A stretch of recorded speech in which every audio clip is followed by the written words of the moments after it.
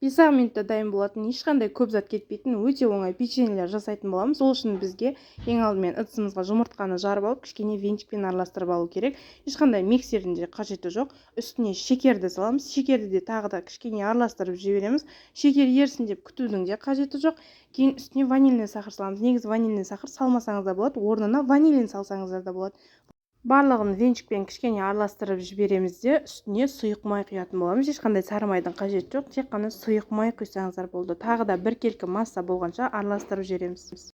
Үстіне ұн саламыз. Ұн міндетті түрде електен өткізілген болу керек, сонда печеньеңіз ісіп әдемі болып шығады. Осы ұнды аз-аздан салып, бірінші венчикпен, кейіннен қолмен жұмсақ етіп қамырлейміз. Қамырды аз-аздан салыңыз, өйткені қамыр қатты болып, ұн көп қосып жіберуіңіз мүмкін. Осылай қамырды ешқандай холодильникке салмайсыз, сразу қызып тұрған табаға бетіне пергамент қағазын қойып, осылай жаңғақтың көлемінде дөңгелектеп шығасыздар да, бетіне қалаған узорларыңызды жасап шығасыздар. Мен осындай чайный ложкамен осылай әртүрлі узор жасап шықтым, қыздар. Қызып тұрған печкада 180 градуста 30-35 минут пісіресіз. Жұмсақ песочный болып шығатын өте керемет печенье дайын болады. Қыздар, менің арнамда басқа да печеньелердің рецепттері бар. Сондықтан менің арнама жазылып, колокольчикті басып қойыңыздар, сонда жаңа шыққан видеоларды көріп отыратын боласыздар.